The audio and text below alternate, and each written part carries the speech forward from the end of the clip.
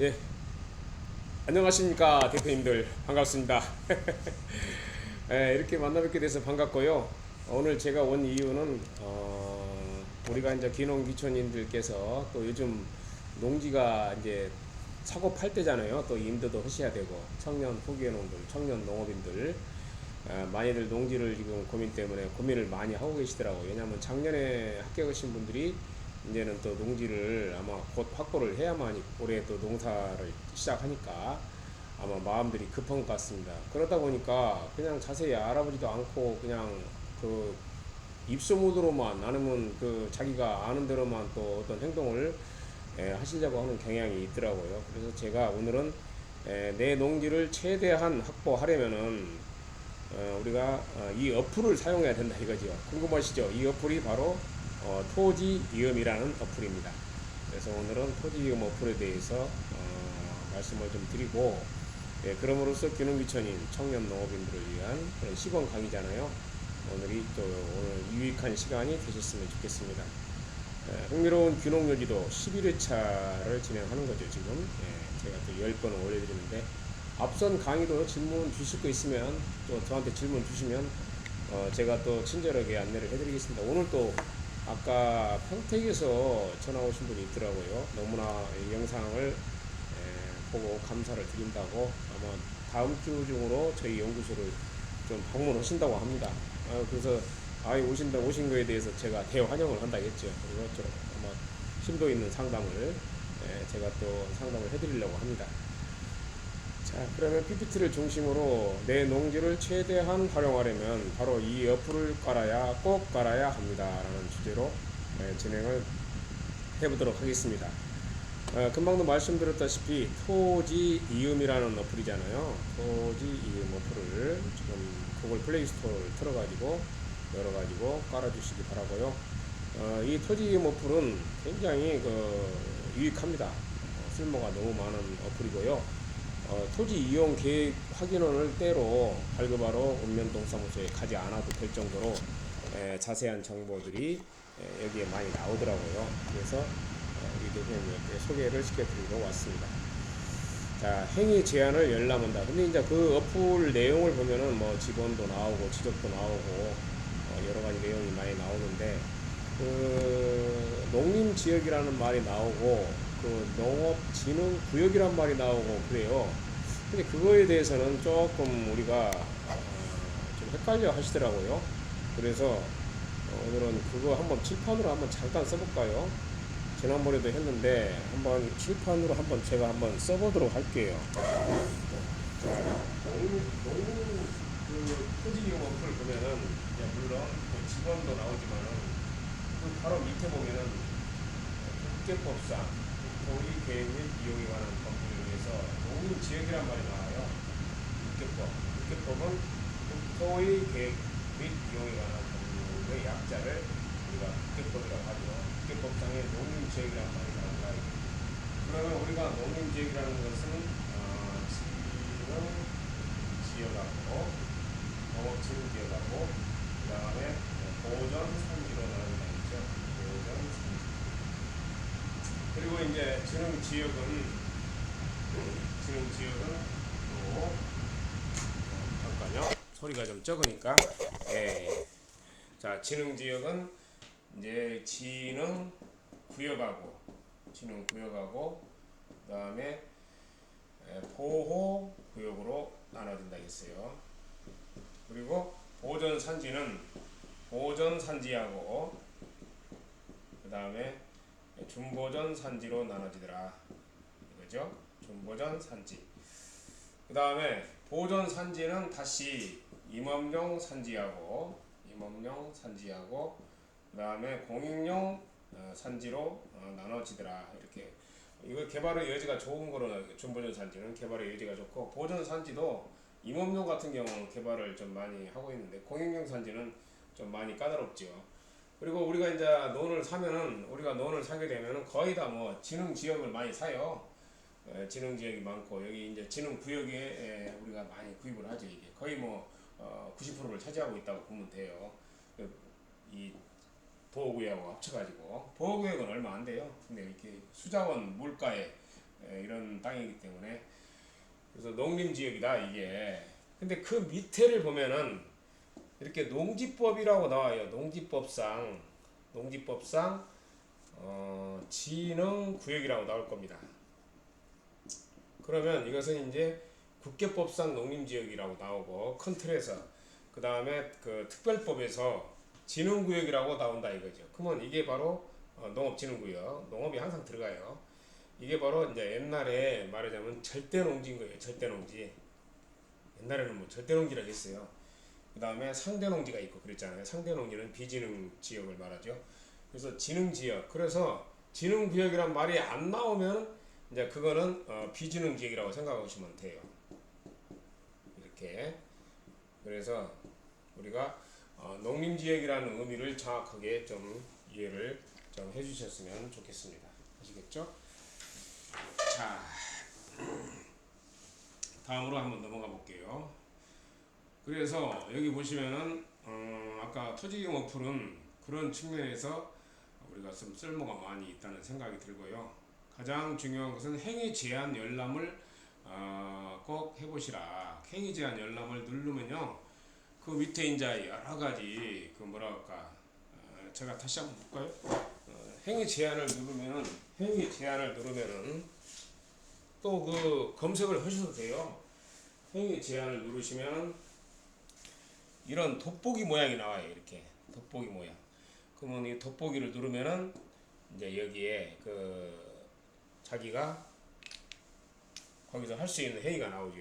예를 들어서 농촌형 카페를 하시려면 제조업소라고 검색을 하시면 돼요. 그러면 제조업소를 할 수 있냐 없냐는 돋보기를 눌러보면 나타난다 이거죠. 전부 그런 식이에요. 그래서 우리 대표님들이 그 어플을 사용하는 요령에 대해서 간단하게 좀 말씀을 좀 드렸습니다. 아시겠죠? 제가 지금 제가 이걸 틀어서 해야 하는데, 금방 제가 쓴 것이 이제 안 보였죠. 제 돋보기를 이렇게 누르면은 제조업소라고 검색을 하시면 나온다. 이것만 했어요. 제가 아까 썼던 내용이 나오고요. 그래서 우리 대표님들이 행위 제한 열람을 하시면은 좀 더 정확하게 내가 거기서 할 수 있는 행위가 나온다. 그리고 이제 국계법상에 우리가 도시 아까 국계법상의 농림지역하고 그 다음에 단위법에서 이제 진흥구역이라고 나오는데, 여기서 우리가 이제 국계법상의 진흥구역이 나오고 아까 이런 설명을 쭉 드렸죠. 근데 이제 이게 우리가 이제 여기서 농림지역에 나오는 행위들이 조금 이제 진흥구역에서 뭐 할 수 있는 행위 해가지고 건폐율하고 또 그 다음에 용적률이 나오죠. 농림지역에서는 이제 건폐율이 집을 지을 수 있는 면적을 말해요. 몇 프로까지 칠 수 있냐면 20%라고 하면 나올 거예요. 그러면 부지가 농지 전용을 우리가 100평을 했다면은 20평만 건물을 지을 수 있거나 어떤 개발 행위를 할 수 있다는 얘기인데, 용적률은 100%고요. 용적률은 100%죠. 용적률은 80%, 50에서 80%인데 80%라고 나올 겁니다. 그런데 제가 이것을 말씀드리려고 한 게 아니라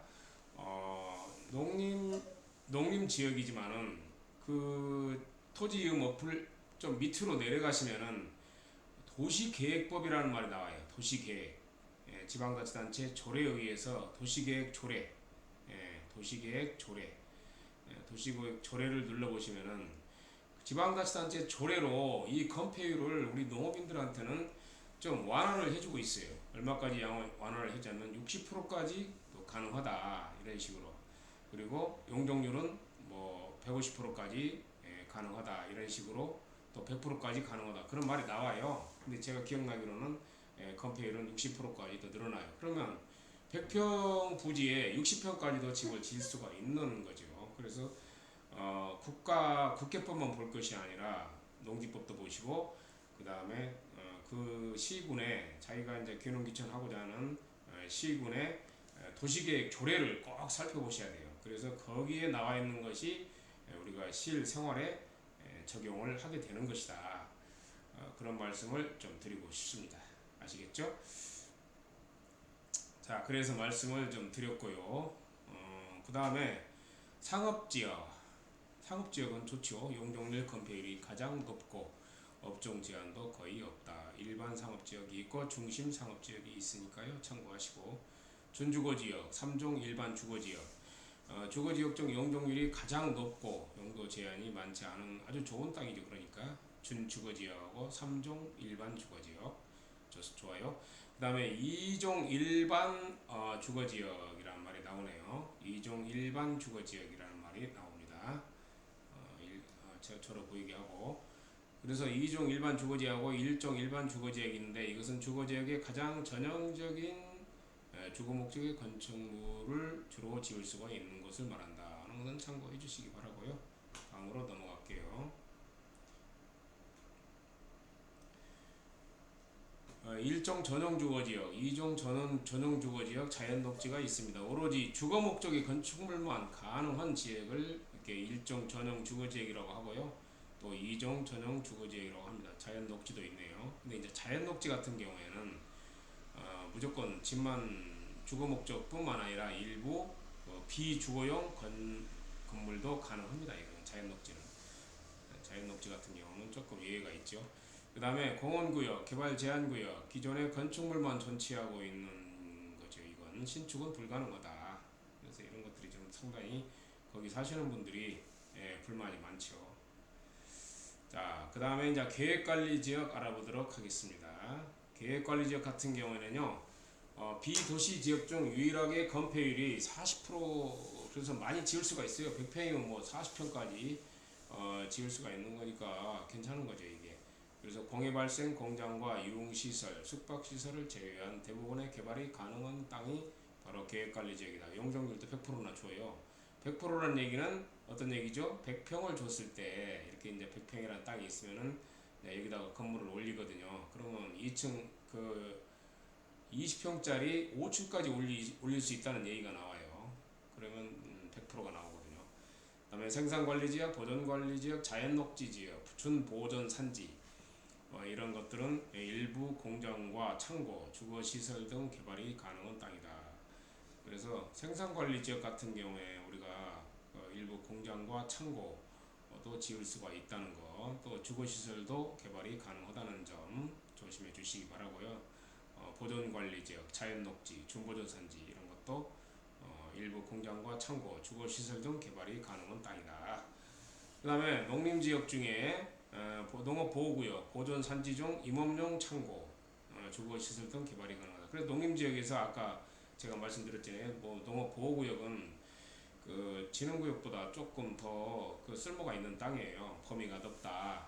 그 다음에 보존산지 중에서도 또 임업용 창고 같은 것은 또 지을 수가 있답니다. 이게 또 주거시설 등도 또 산에다가 지을 수가 있는 거죠. 보존산지 중도 보존산지라고 해서 무조건 개발이 안 된다. 그게 아니고요. 그 그런 임업에 종사를 하고 있다면 이런 행위들이 가능하다는 뜻입니다. 이게 어떤 종사를 하냐 안 하냐가 중요한 거지. 그 다음에 농림지역 중 농업진흥구역, 그 다음에 농어가 주택만 개발이 가능하다. 농업진흥구역 나오네요. 드디어 아까 절대농지라고 제가 그랬죠. 이 부분은. 그래서 이런 것들은 농어가 주택만 개발이 가능하다. 원주민 주택, 농어가 주택. 그래서 진흥구역에는 아까도 말씀드렸듯이 우리가 그 진흥구역에는 어떤 그 1년에 들어오는 총 소득이 이제 5천만 원이라면 2,500만 원 초과를 해야만이, 또는 그 자기 식구, 주민등록이 되어 있는 식구의 절반이 농업에 종사를 해야만이 농업진흥구역에 집을 지을 수 있다고 지난 시간에도 말씀을 드렸죠. 예, 참고를 좀 해주시기 바라겠습니다.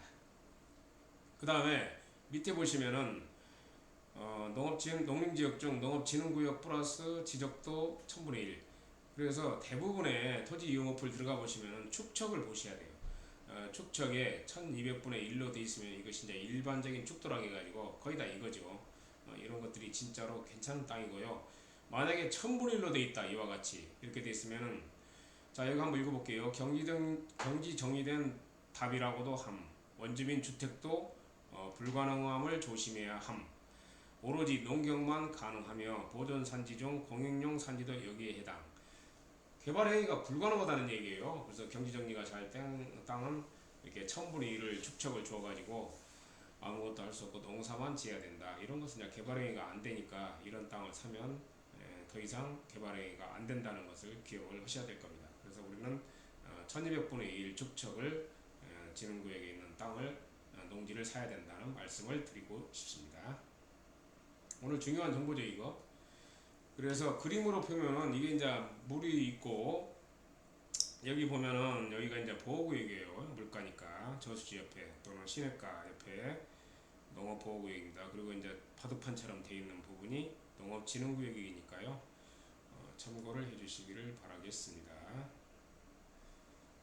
벌써 끝났네요. 오늘은 간단히 이렇게 토지 이음 어플을 일단 우리 대표님들한테 소개시켜 드리러 왔기 때문에 금방 끝났는데 토지 이음 어플을 깔아가지고 우리 대표님들이 거기서 토지 이용을 어떻게 할 것인지, 집을 지을 땅인지 아닌지, 또 공장을 지어야 될 땅인지 아닌지, 가공시설을 해야 할 것인지 아닌지, 정말 다양하잖아요. 그 어떤 행위들을 하고자 하는 게 뭐 자갈을 깔고도 싶고 주차장을 하고도 싶고 도로를 내기도 하고 그런 것들이 이제 토사 채취라든지 토석의 채취, 그 다음에 성토를 하는 거 이런 거 비닐하우스만 질러도 또 성토해야 되잖아요. 그러면 어느 정도 면적 이상이 되면은 이것도 허가나 신고를 받아야 돼요. 그래서 개발행위 7가지는 우리가 이제 허가나 신고를 받아야 되는데 개발행위가 되냐 안 되냐 이것은 알고 그 농지를 매입을 해야 된다. 이런 말씀을 드리고 있습니다. 그래서 농지를 전답 과수원이잖아요. 전답 과수원을 매입을 할 때는 10년 앞을 내다보고 사야 돼요. 이게 과연 이게 축척도 봐야 되고 1000분의 1짜리는 사면 안 되고 또 이 농지에서 과연 내가 어떤 행위를 할 수 있는 거가 중요하거든요. 그러면 지금은 당장은 안 하더라도 생산에만 종사하더라도 몇 년이 지난 뒤에는 내가 농촌 카페도 하고 싶고 또 여러 가지 창고도 짓고 싶고 주택도 짓고 싶고 그런단 말이에요. 그러면 그런 행위가 가능하냐? 그것이 토지 이음 어플을 깔아가지고 미리미리 확인한 다음에 지번만 인정하면 나오니까 또 여기 데스크탑에도 나와요. 데스크탑에도 www.eum.go.kr 하면 나오니까요. 토지 이용 어플을 꼭 깔아가지고 우리 대표님들이 어떤 농지를 사야 되는지를 좀 실수 없이 확인을 하시기 바랍니다. 그런 다음에 매입을 해도 늦지는 않으니까요. 사고 나서 아이고 이거 안 되네 이렇게 하면 이제 끝나는 거예요 이게. 자 그러면 오늘은 여기서 멈추고요. 저는 또 다음 시간에 뵙도록 하겠습니다. 조금이라도 유익하셨다면 우리 스마트 경영 연구소에서 보내드리는 시범 강의 귀농여지도 11회차 구독 좋아요 꼭 부탁드리겠습니다. 그러면 제가 올리면 자동으로 연락이 가니까요. 유익한 시간이 됐으면 좋겠습니다. 예, 감사합니다.